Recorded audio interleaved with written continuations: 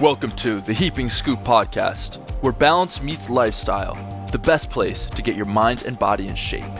With your hosts, Andrew Shepard and Bryce Wiggins.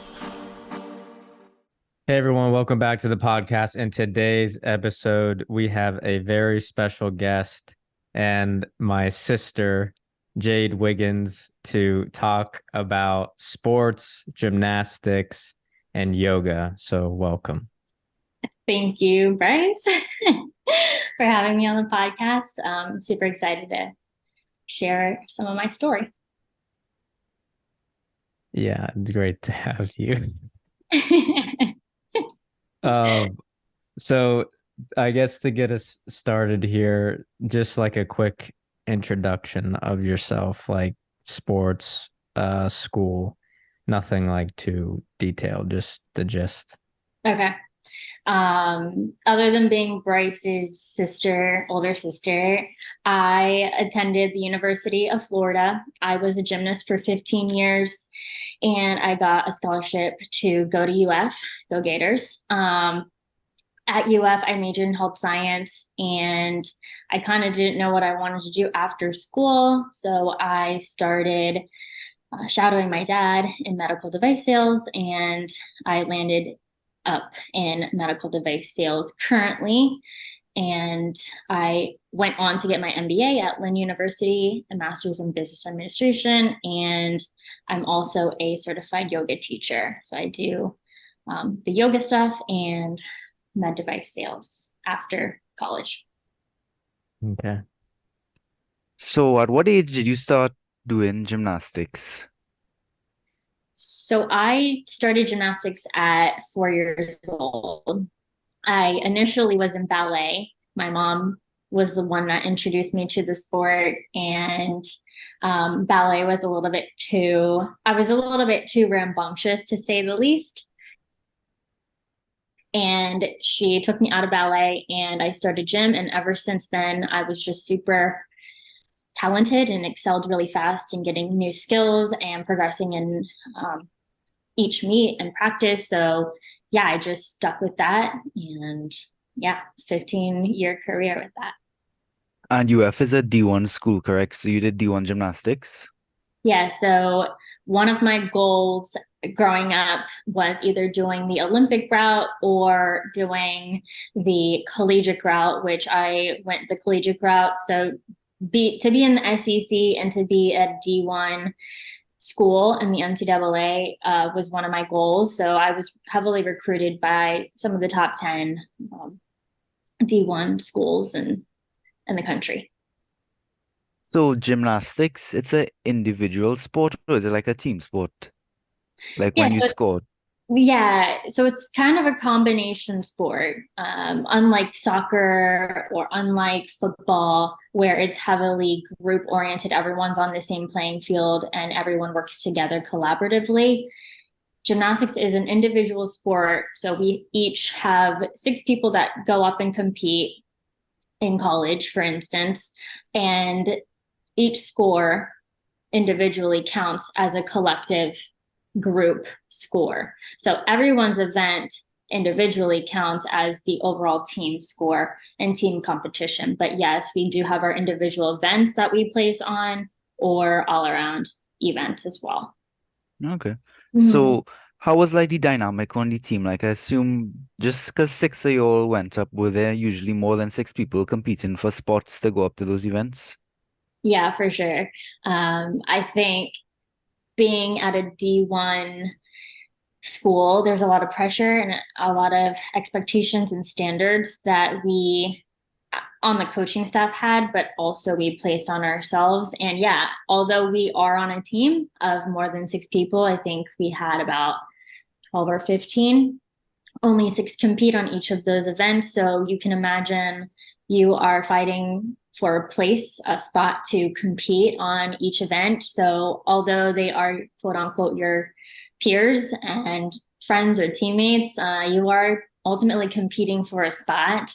And you just gotta fight for that. And the best guy on the practice squad, and that makes up the the team competition who's going to compete. So it was very heavily competitive for sure. So I heard in the beginning you mentioned that you wanted to do the Olympics eventually. So say that you were in the collegiate system. Is it hard to like get a spot on the Olympic team, or is that a completely different route you have to take? Definitely a completely different route. So you start at a young age. Gymnastics is a very young sport. So you can imagine your peak in that sport is between age 10 to 15. Obviously, Simone Biles is on a different level of competition in her skill set at her age. But yeah, I think it's a very young sport. So going that route, you have to kind of see if this person or individual is talented enough, and you definitely are training a little bit more than your average other athlete in the gym. So for instance, I trained more than 40 hours a week growing up. So I practiced 5 days a week from 2 in the afternoon to 8:30, 9 o'clock at night. A lot of long days, a lot of tears, a lot of setbacks, some injuries. So doing the elite route, you kind of have the mentality of you're going to do AM practice and then come back in the afternoon and do a PM practice a couple times a week. And doing that elite program, you have to train differently. Your reps are different, skills are a little bit elevated, and you're competing against the best. So it's a mindset that you really have to want to do the Olympic route. And the collegiate route, when I went to college, I thought it was going to be easier, and it really wasn't. I was like, oh, it's going to be easier, less practice, less hours, but it wasn't. I got my butt whooped when I first entered at UF. It was harder than I thought, for sure. So I have one last question, and then Bryce can start asking more questions. So when you were in high school, did your high school have a gymnastics team, or like how do you get recruited out of high school to a D1 school? Like, so how were you on a high school team or just on your own? Yeah, so funny enough, Florida doesn't have high school sports and gymnastics. Up north, like northern schools or schools like in Atlanta, Georgia, they have sometimes recreation within the high school institution, like academia. I had a different gym that I went to outside of high school, but a lot of sports have both in school and then out of school as well. So how I got recruited, I went to a pretty well-known gym in Orlando, Florida, and Orlando Metro is very known for recruiting and interacting with different college coaches. So the way that we interacted with those coaches is they would come to the gym and watch us practice, essentially. And I remember getting recruited when I was in 7th or 8th grade. I think I got my first letter from either Nebraska or Arkansas. I'm just 12 years old. I don't know anything about where I want to go or who I want to compete for, but it's pretty cool to see that. So they would come to the gym and watch us practice when we were little, all the way up through high school. And I would send them recruiting videos on YouTube, just introduce myself, putting a few routines from my gymnastics meets or practice and videotaping those and putting those on YouTube and sending them out. And then also just typing up emails to the coaches stating my interest, or phone calls with the coaches, and really just you're interviewing, right? If I can relate that to like real life, you're interviewing for the position, because again, there's only a certain amount of spots for each recruiting year. So if they have 2, if they have 1, some don't have any. It just depends on the class and what they're looking for. But it's very competitive, and there's only 1% of athletes that go to that level of collegiate sports. So it's very highly competitive, and you got to fight for your spot constantly. Got it. So how difficult, I guess you can go into like how different as well, were the practices from youth level gymnastics to collegiate level gymnastics? Because I assume they're pretty similar, but there comes a point when like you have to like do, or I at least saw you have to do a lot more than what you're expected to do from a younger age than growing up to like your teenage years. Yeah, so if I can compare the two, growing up, practicing from 2 in the afternoon to 8:30 at night every single day, and then competition traveling, that's more than 40 hours a week. And I practice on every single event. So I could be on balance beam for 3 hours.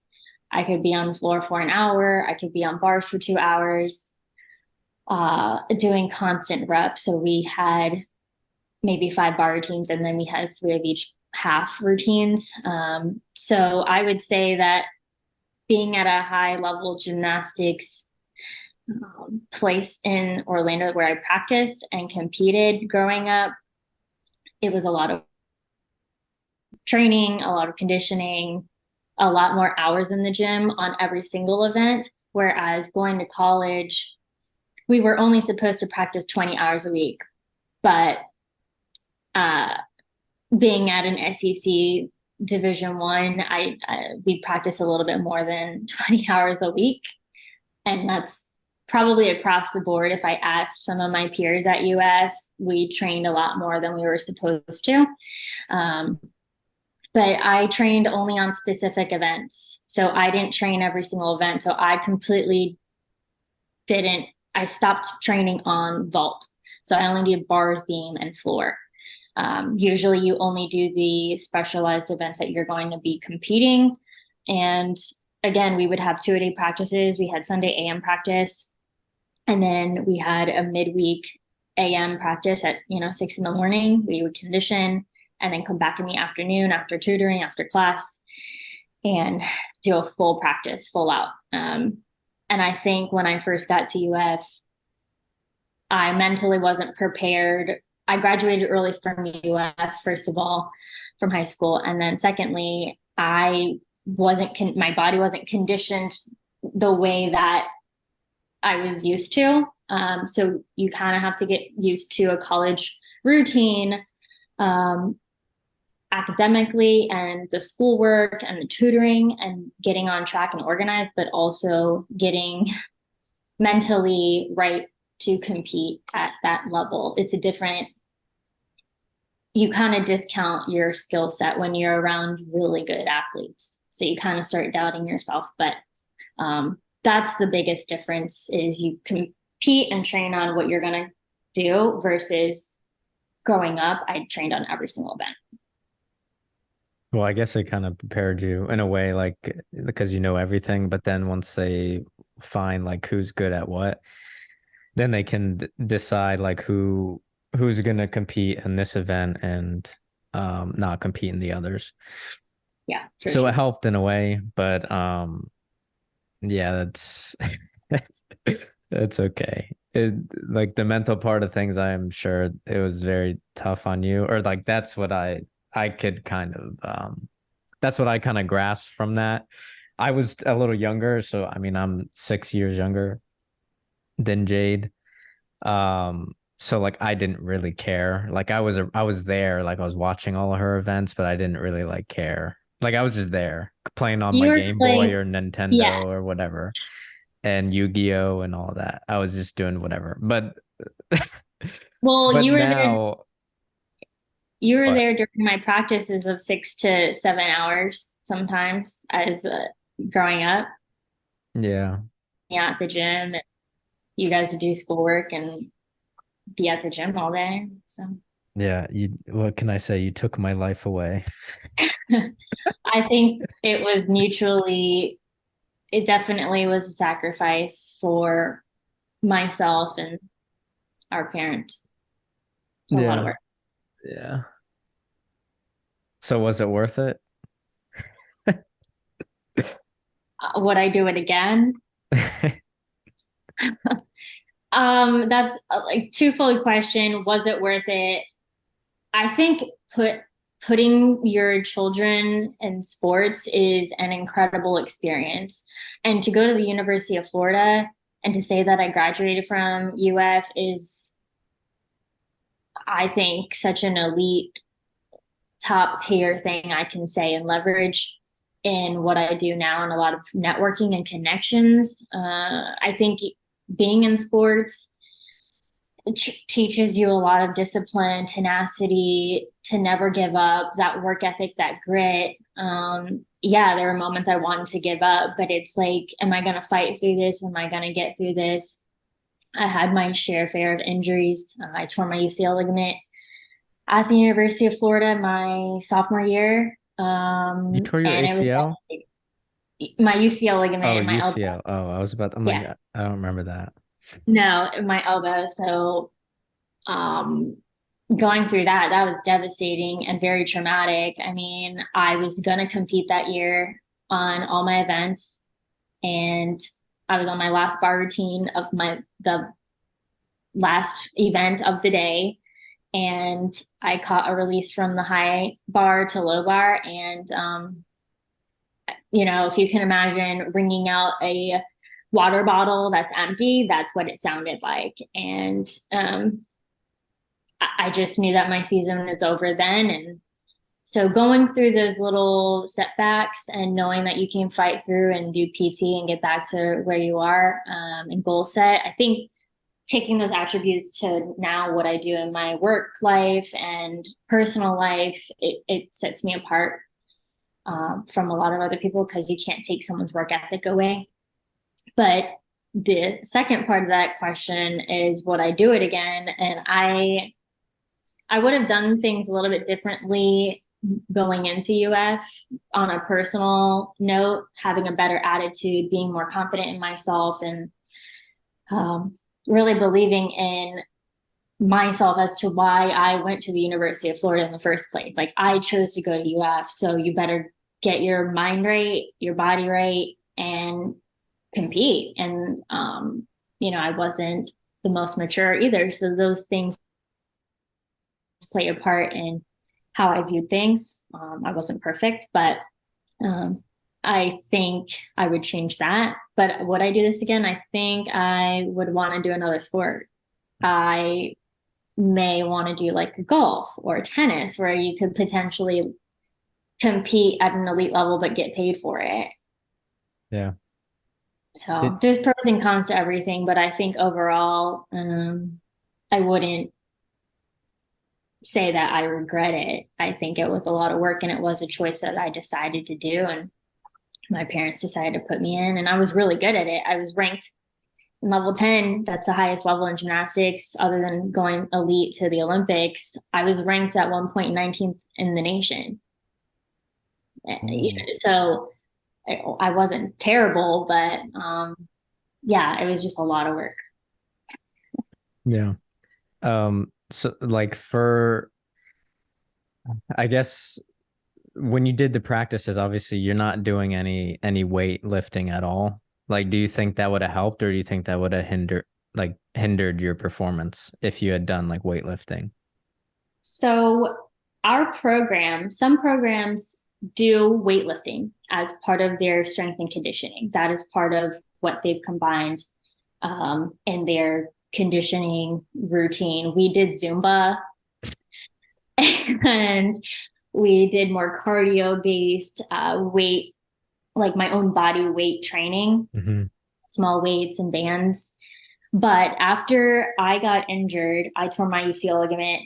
Another athlete, I think, did the same thing. There was just a lot of little injuries that were popping up, and the program, and this was after I was done with the program. I got released from the University of Florida gymnastics team after I was injured. They changed that, and they implemented some strength, like weightlifting, because we were not exercising those muscles. So to answer your question, I really do believe having some weight training, and I've never weight trained in my life, so I don't know, but I think it would have built muscles and just a foundation to strengthen our long and lean muscles. Yeah, so that's what they changed after I was done. So I thought that was funny that they did that. But yeah, Did the men's what? No, a lot of sports, a lot of the other sports do weight training, heavy Yeah. weight. Did the Um, men's team do that? The men's gymnastics?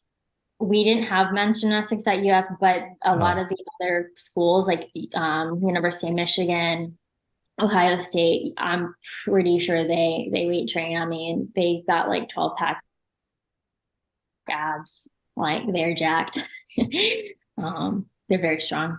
So So I heard you mentioned that you do yoga now, correct? so can I tell how I got into yoga? Yeah. Okay. Yeah, good. So while I was at UF, I took an elective class. It was called Stress and Anxiety Management. And I would show up to class so tired. From like 6 a.m. practice, I'd be like falling asleep trying to be in that 2 hour, 3 hour lecture. It was horrible. But anyways, so in that class, we had to do a group project. And our group decided we had to do a group project that helped with stress, anxiety, depression, something that would be calming, and see the effects after we did it for a couple weeks and write a paper on it. So we chose to do yoga. I had never done yoga in my life. A lot of us didn't, but we were like, let's just do yoga. So I took my first yoga class at UF, and I started, like, we had to go on a weekly basis, and it was really helpful. I loved the routines of it, the mindfulness of it, the breathing and the movement, and also the music. It just reminded me a lot of my sport.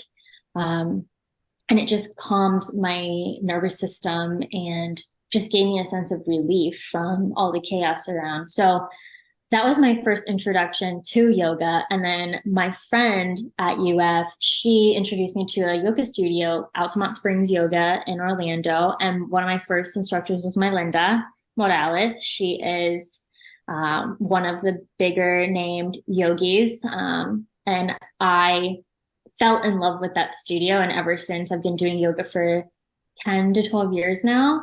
And maybe 2 years ago, I got certified in yoga. So I'm a certified yoga instructor, and I have a product that I'm working on and inventing and hopefully putting out in the market. But yeah, that's kind of how I got into the yoga, just out of a stress anxiety class that we were like, okay, let's just do yoga for fun.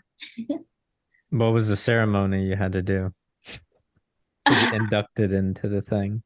Yeah, so when we graduated from Yoga University is what we call it, from my Linda's group, it was a puja ceremony, a puja Indian ceremony. So we all had to dress up like an Indian attire at the temple, and we said a few prayers and like passed around candles and just did like a ceremony, like a blessing um, over like our class. With we had to bring like fruits and flowers to place at the altar with Hare Krishna.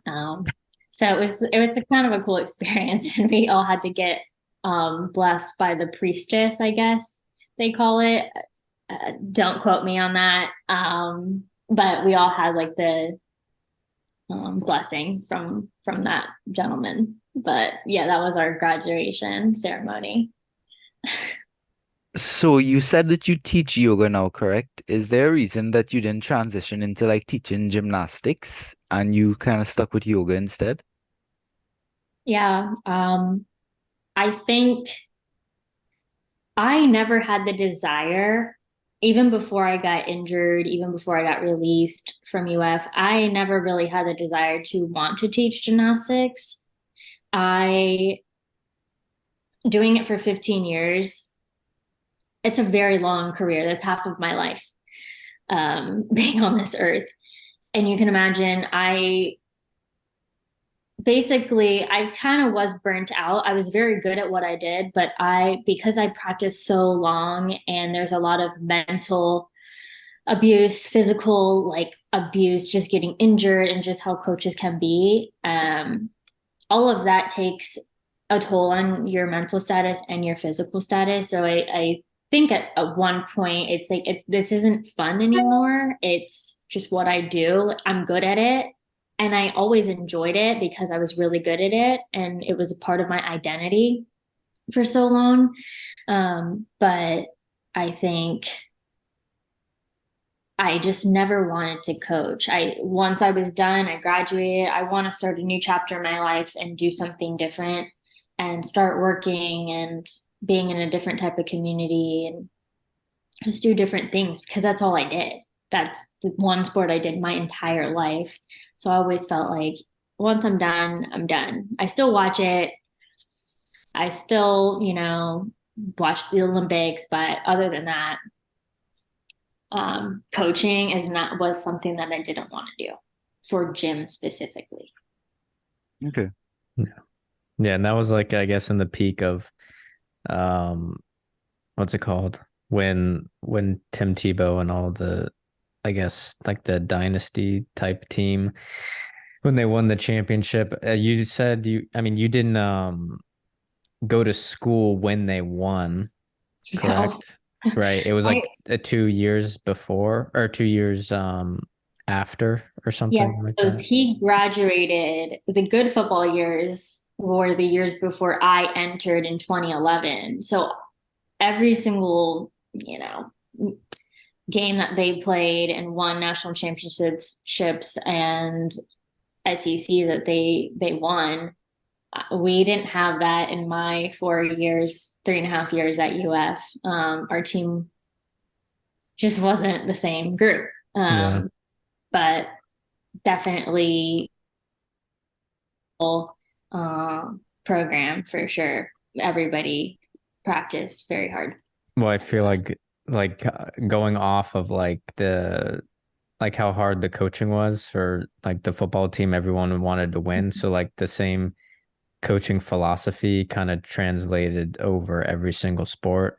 And then it didn't really work out because they weren't that same person. Like Urban Meyer was the head coach and he was like a really good coach, like coming off from like winning so much. Then it like got rough in the first year. And then after that, he had to instill in the team like discipline and everything to really show them like you guys need to win. You have to have the winning mentality. And I guess for your sake, like of gymnastics, like the coaching may have been like they may have like shown like a hard, difficult type like time in terms of like training, but it may not have translated into winning like championships or rings or whatever you guys get. I think it's a ring. We get a ring. Yeah. I think it's sport specific and then obviously coach specific. Football is just a different type of sport and it's a big group of guys. The environments that I was in, my coaching, it was like a love-hate relationship. It was very, I used to get yelled at. I used to get kicked out at the gym, rope climbs, running. So it wasn't all soft and gentle in speaking. It was very like, you're going up against this person, very back and forth. And it can be a bit abrasive in their delivery.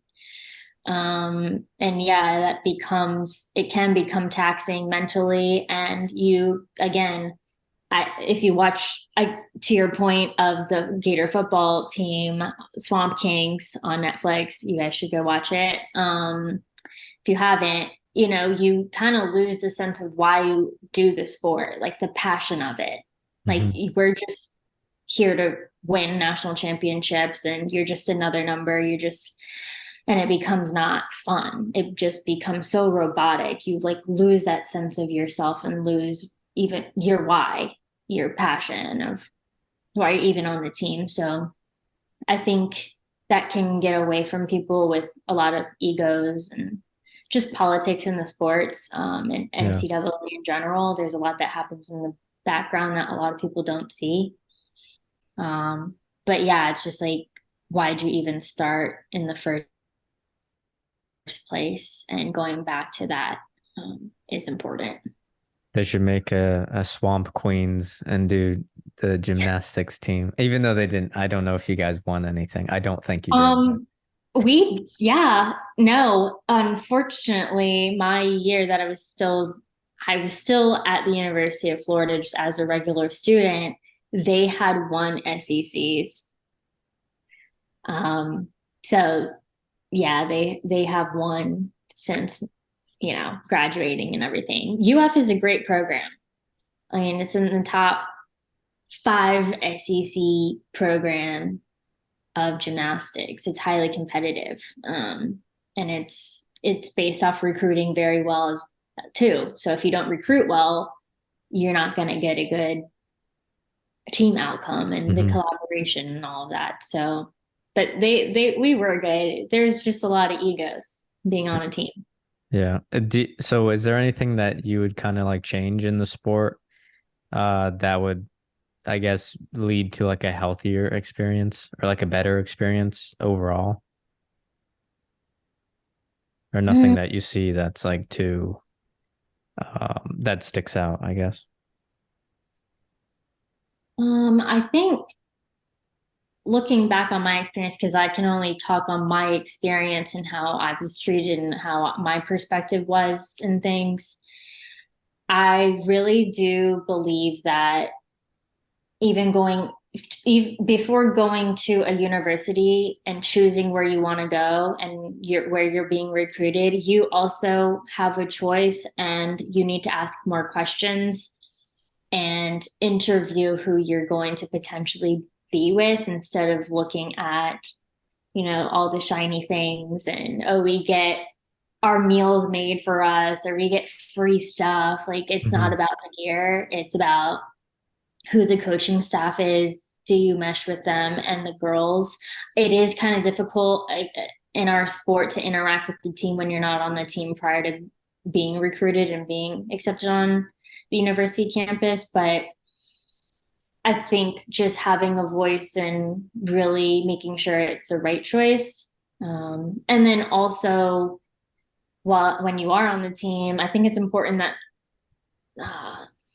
when I was at UF, we didn't get like a lot of resources, or it wasn't really a thing about mental health and having therapy implemented along with our physical exercise. So I think having that, and it's more heavily looked upon now than it was, I don't know, 10 years ago, that it is important to have a capacity, clear-minded, very confident, and just clearing out those doubts and fears. It is important with your mental game, because if your mental status is not right, your physical exercise and your performance is not going to be aligned. So I think that's one thing that I would really like to see in all sports and in NCAA. There's so much pressure. I put a lot of pressure on myself, and I think that's what really I failed myself in. Just an expectation of like needing to be good and needing to be perfect, and having someone talk to and having an outlet outside of your team is important to talk about freely. And so just seeing more of the mental health side of it combined with physical exercise is important. And just lastly, like having a good supportive coach and making it a team. Camaraderie is so important. I think, again, each team is different. Each university has a different type of culture, but it really comes down to like good leadership and how that affects the players and how they're going to perform as a team versus an individual mindset. So in terms of the lessons you learned from gymnastics, like how do you think that they helped you through your life, and how do you think they can help others? Yeah, for sure. I think I alluded to this like earlier, sports in general and growing up and doing that for half my life, it instills a lot of characteristics that a lot of people may or may not have, not being in a team sport or not having to take accountability for showing up early to practice, for having a bad practice, saying, you know, I could do better. I didn't have a good practice. I know my skill set and I need to change, flip the switch and do better. Having that mental grit and tenacity and that fear of not having any fears, but not having the fear of failing. Like it's okay that you're not perfect. And like having that work ethic, a lot of people don't know what it takes to train, you know, 6 to 7 hours a day for 5 days a week for half of your life. It's a lot of work. It's a lot of sacrifice. So just having those type of characteristics and that discipline and that commitment into something for such a long time, moving into my career now and what I do, you know, translates very well. I work in sales, so it's highly competitive. You know, I have to take accountability for how I speak to people, how I show up, and have a good attitude. Your work ethic in everything that you do, it says a lot about who you are. So just having those type of characteristics says a lot about you. And I have my gymnastics to thank for that. Obviously, my parents and how I grew up, but a lot of that inner work that you're going to fight for, you know, this job, you're going to fight for this goal that you're setting for yourself and really become a better person. That's what this is all about. You know, your life purpose and that's what I strive for. You know, you want to become a better person and get better every single day, and how you treat people, how you work and interact with others. It's important to have that value and moral compass. And all of those things have taught me, you know, never give up and just be a good person and just do the work. You have to do the work to get something out of life. And that's with anything. That's a very good answer. Mm-hmm. Thank you. Okay, Jade. Well, I appreciate you coming on. This was actually helpful.